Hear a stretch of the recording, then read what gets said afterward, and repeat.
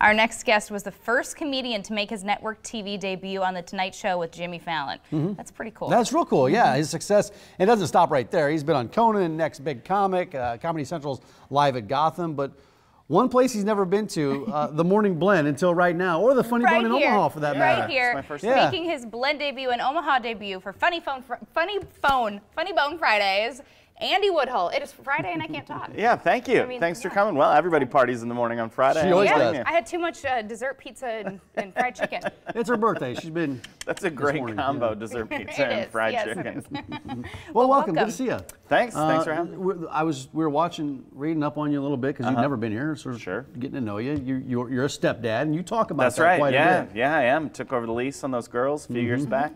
Still making regular payments. You told me you're a step-parent. I am a step, so I can relate a little bit here. It's a lot of responsibility. It's a lot of responsibility. Most people don't know what it's like to be a step-parent walking around with the responsibility of knowing that you're the third person on an emergency contact list. Exactly. It's a terrible position. Exactly, I know that. If they call us, there's been an emergency. It's been going on for a long time. We might have lost a few people that get our names on the list. That's funny. So how many? You have two stepkids. Two stepkids. And you took over at which ages? I met them when they were 7 and 9, but I think we got married when they were 10 and 11. 10 and 11. Two girls. Two girls. So what were the biggest challenges right away? Yeah, what for you? What's step-parenting like? Yes. It's a lot like regular parenting, but you can blame all of their problems on genetics from another guy. Yes, you can. It's like that's that guy's fault. Part of it. Yeah. I don't know. It's they're just now they're both teenagers. They're normal teenagers embracing everything about being a teenager. Laziness is the biggest thing that they've embraced about being a teen. I'm proud of how lazy they are, though.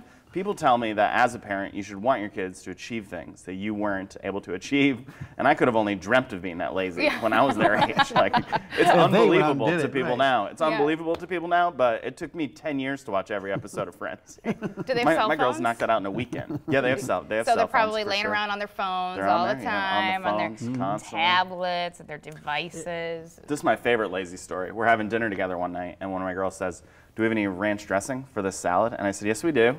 It's in the refrigerator." And then she said, "Ugh," and then ate her salad with no ranch dressing. Just because she didn't want to walk 10 steps to the fridge. Yeah. As if I told her she had to take a trip to Hidden Valley to get her hands on salad dressing. Oh my God, couldn't even walk to the fridge. That is I can't so eat salad plain. That sounds awful. That sounds so familiar, though. A lot of that's just being a teenager. Yeah. The groans and the grunts. They've embraced all of it. They have, yeah. I just talked to him back like that. They wanted to ride to the mall the other day, and I was like, "Oh, do I have to?" Yeah, just mock them. So let's get to the beginning for you. How did you get your start in comedy?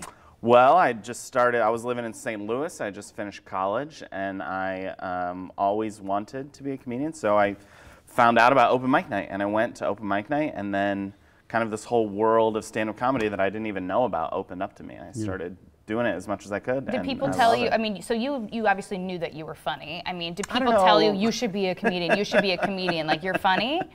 No, I don't think people were saying that to me all the time. I think it was just something that I wanted to do, and then I found there was a way that you could work really hard at it and gradually get better. Yeah.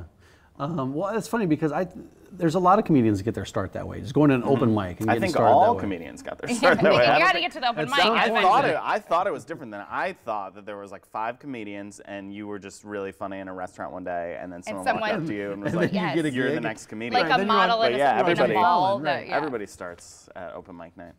Well, you have a new album that just came out. Yeah, I do. Based on step parenting. It's not even out yet. It comes out April 20th. Tell us about it. April 20th. Yeah, it's called Step Parenting 2, The Teen Years. And it's a follow-up to my last album that was called Step Parenting, and it's about a lot of the things that I've been talking about, having teenagers and being a step-parent. And I think it's a unique thing it kind of adds something to every dynamic between me and the kids and me and, like, I could tell you this, biggest fight my wife and I ever had was the day we moved in together. I was unpacking my boxes, and she saw me, and she said, "What are you doing with those dishes? You bought those dishes when you were living with another woman. I don't want another woman's dishes in my home." It's probably something that a lot of people have gone through, and you know, when you think about it, before you decide that my wife's right and I should get rid of those dishes, I'd like for everyone to remember that she does have the 2 daughters. She brought 2 You know what I mean? I don't think I'm being a jerk about it. I'm just trying to point out that you didn't show up for the party empty-handed. That's all I'm trying to say. You brought 2 daughters and you brought dishes. If you want to get into specifics, I like to point out how my dishes don't kind of look like my ex-girlfriend. Right? Dishes don't go over my ex-girlfriend's house every other weekend and then come home and tell us how they wish that they lived in her cabinets.